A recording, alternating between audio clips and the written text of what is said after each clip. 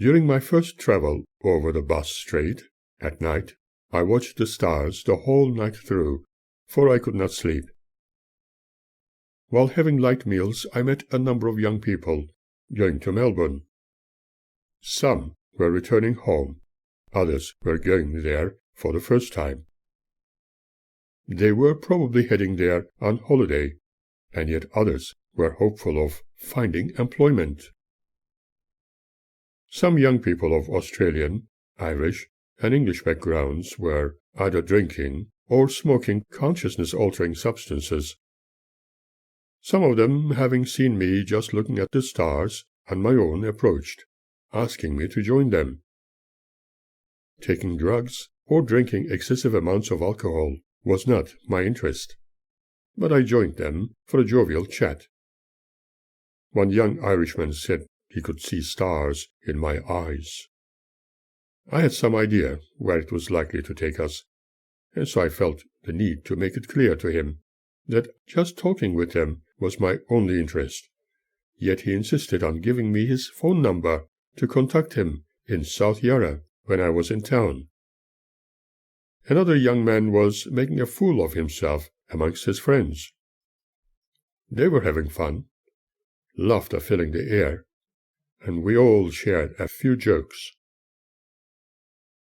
When we docked in Melbourne, very early in the morning, the sun was about to rise. I took my light luggage and had a very lovely breakfast in Port Melbourne, my very first bacon and egg on toast with a pot of tea breakfast there, and thoroughly enjoyed it. Then I decided to take the air. Walking towards the city centre, and observed the tall and historic buildings of this wonderful city. By doing that, I discovered I was also falling in love with it. I walked the long streets, observed the business district waking up, people wandering about, buses, noisy trams, and so many cars passing me by. What a delight it was! I was absorbing everything. For a brief moment, I forgot that I was in Melbourne. The reason why I was there did not even stir me. I walked along Burke Street, passing in front of colourful department stores. Then I turned into Swanston Street, towards the Melbourne University complex, where I got myself a nice cup of coffee in the canteen.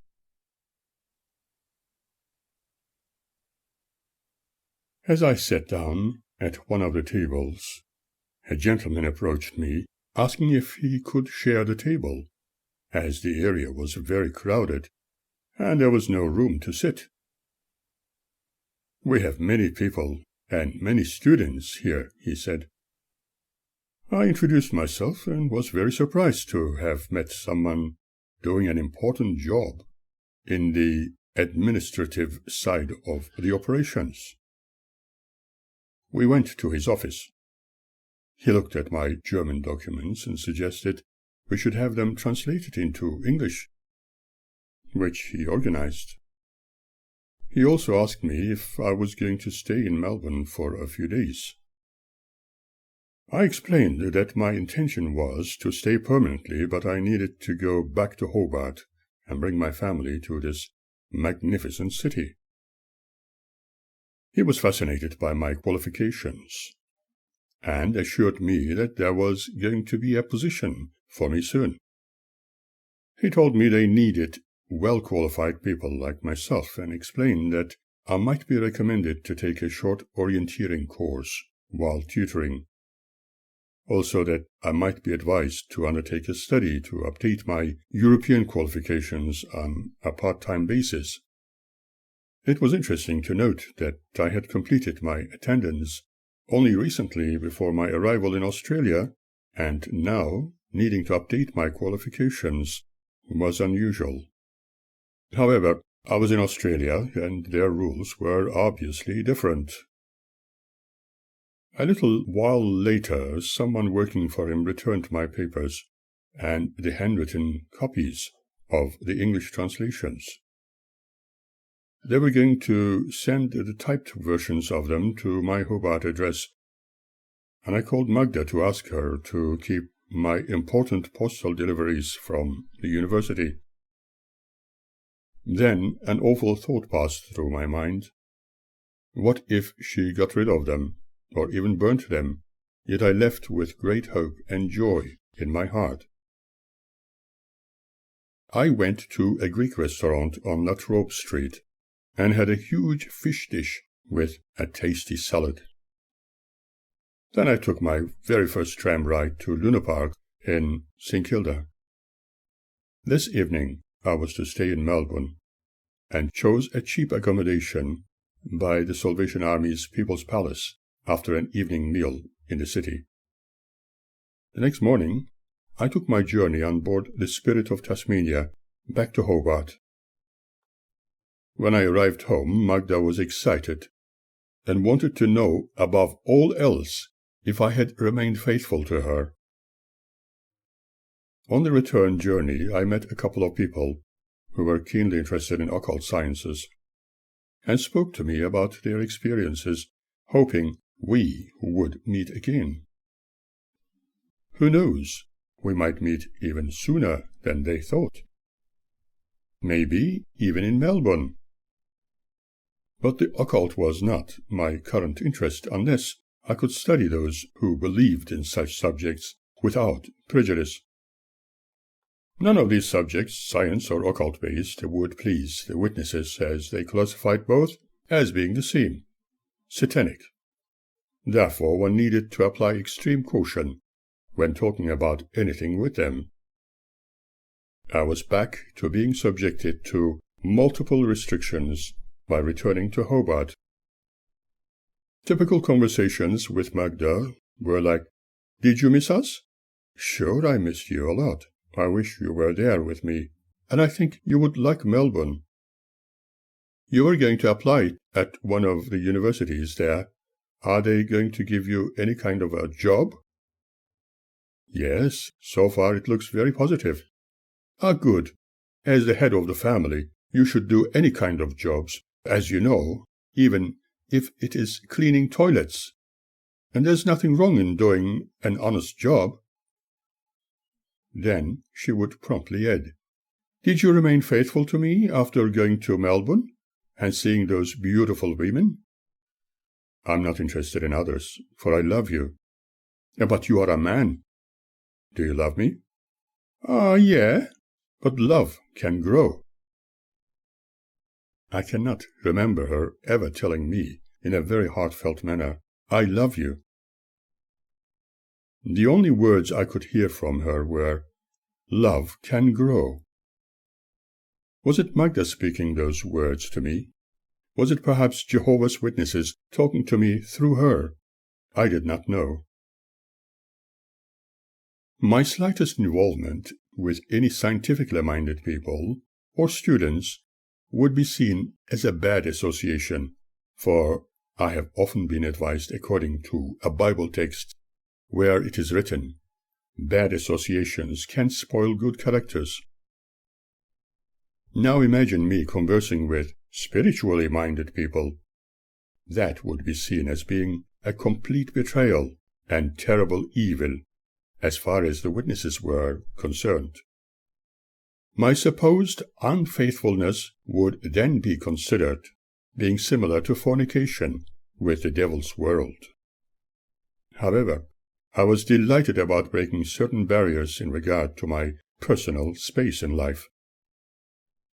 I was so happy about having decided to establish myself in Melbourne after spending nearly 3 years in this beautiful city of Hobart. Especially living with restrictions therein was not an experience I would recommend to anybody.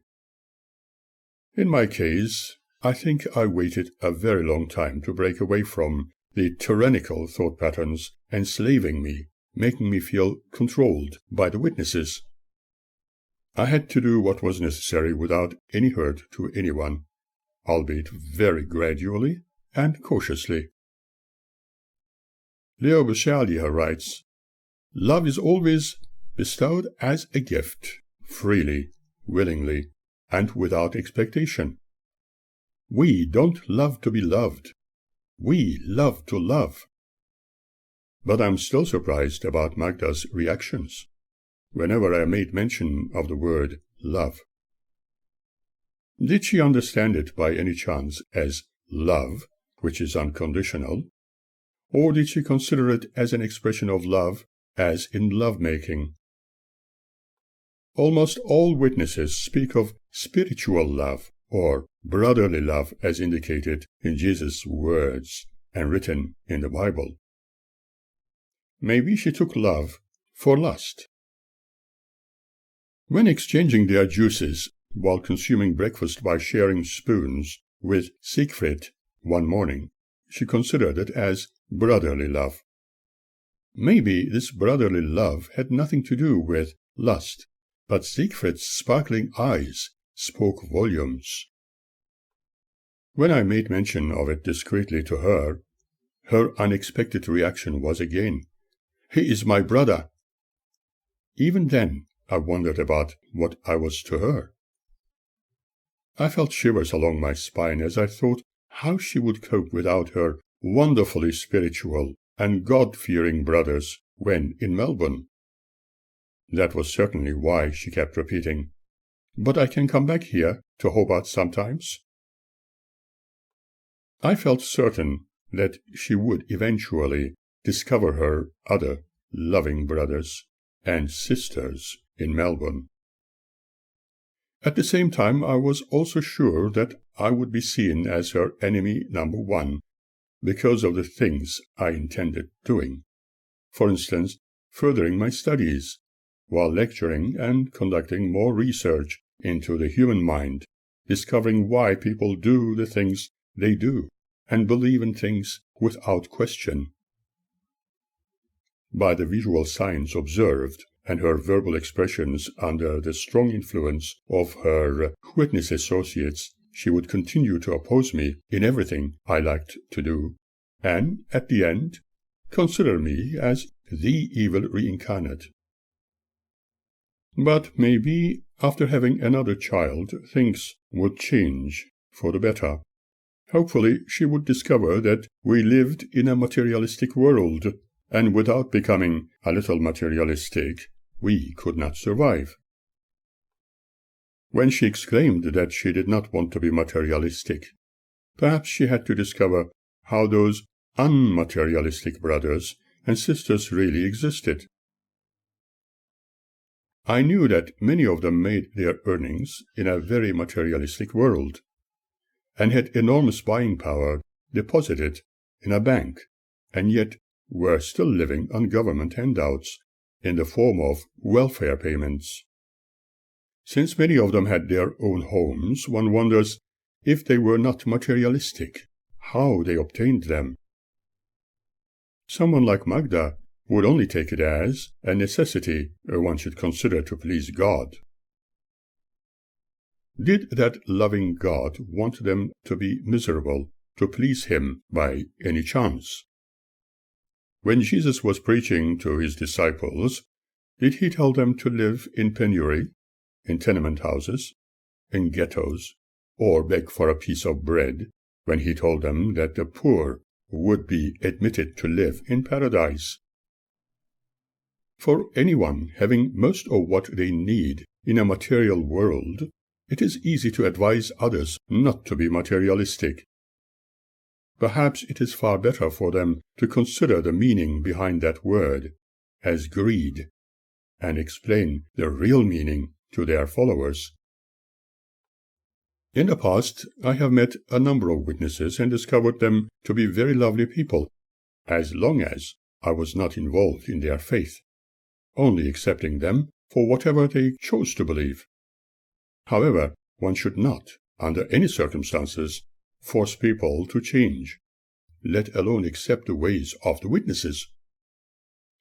Although many of them complained about the lack of understanding of God's words, as they have seen in all religions and belief systems of the evil world, maybe they should look at themselves more analytically.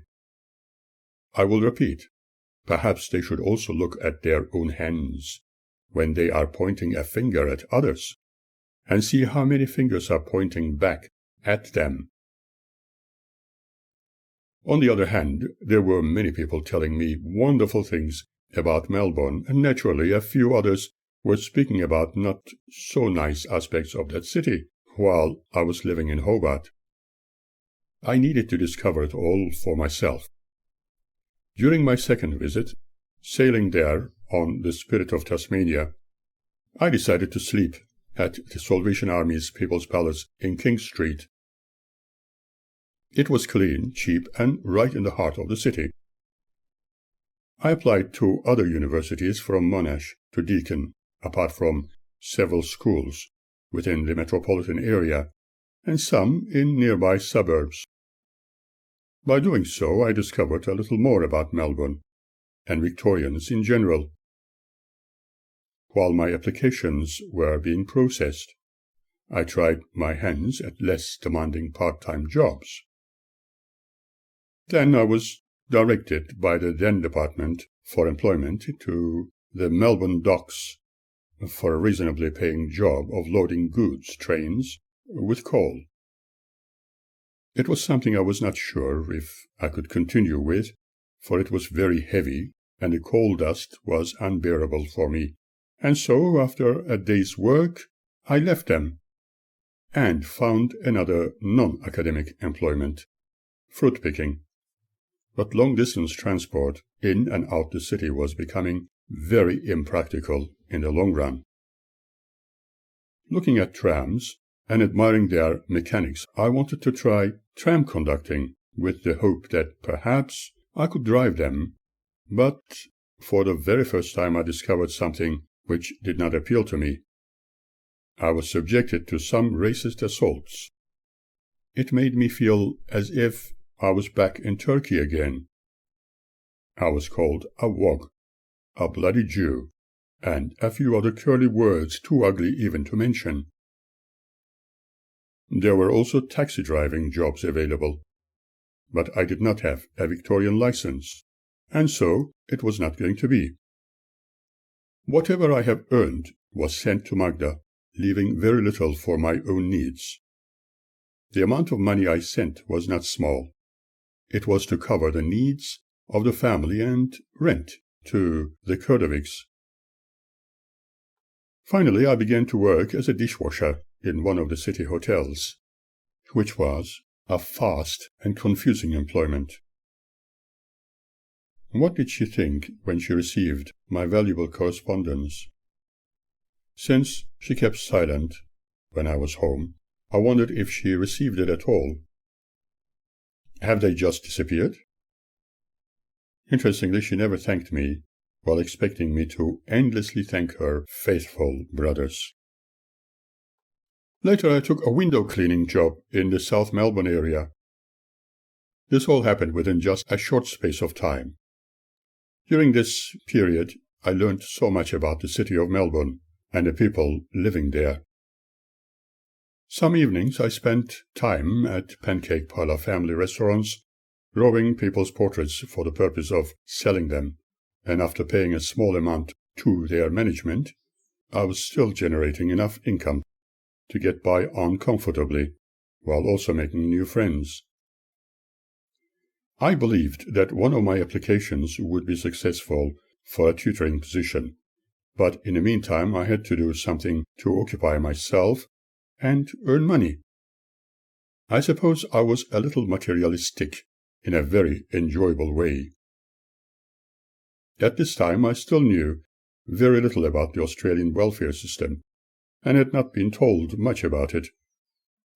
When I discovered what it was, I thought it was only available to those with health problems, and so did not worry about it.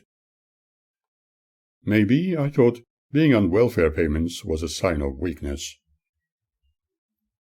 I did not think that my efforts were fully appreciated.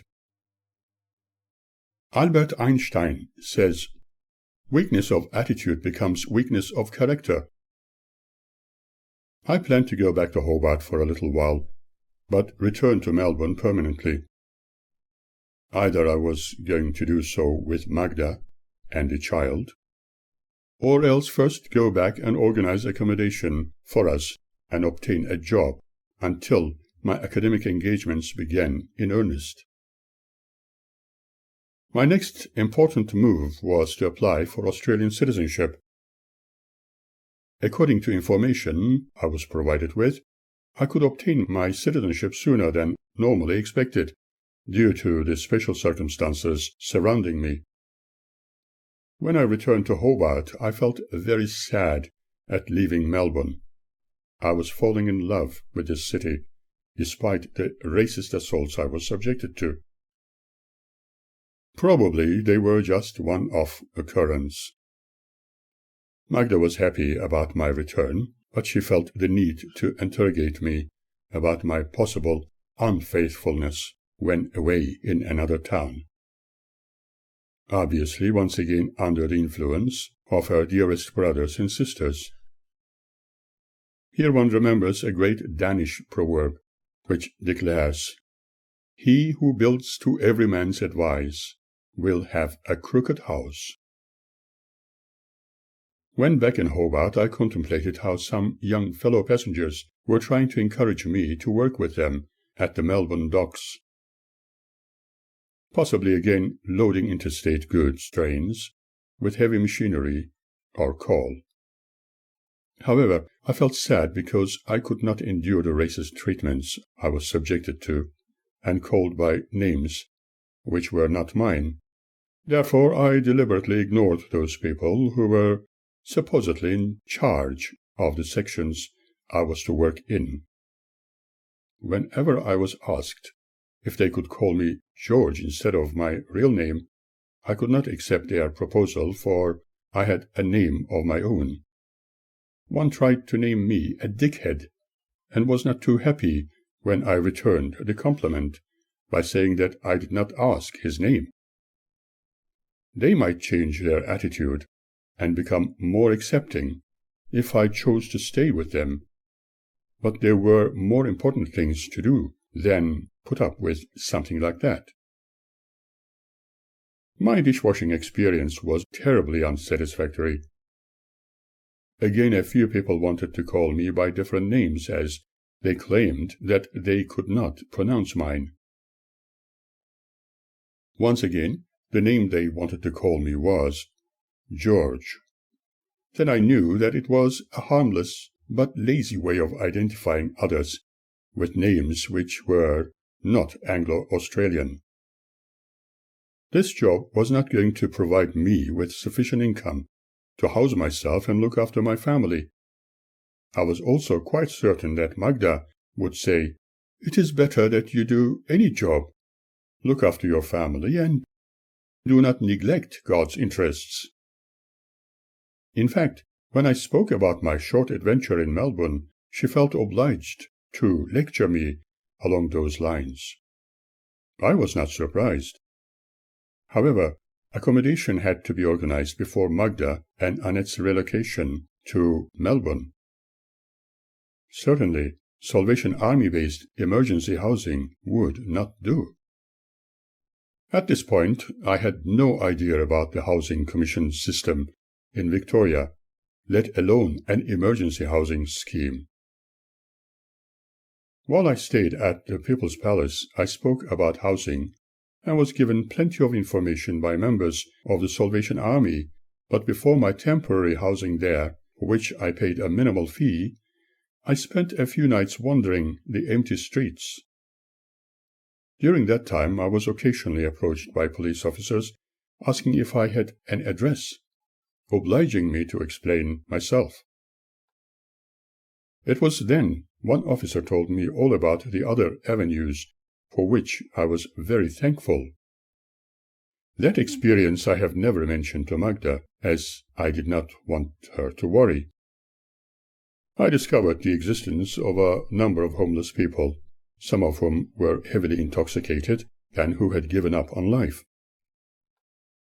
What a sad situation it was to observe how some humans suffered. They were the forgotten, abandoned, looked down upon, lost, and devastatingly depressed. Was this what Christ wanted his true followers to be like? I do not think so. However, what Antoine de Saint-Exupéry has written still sounds so right today.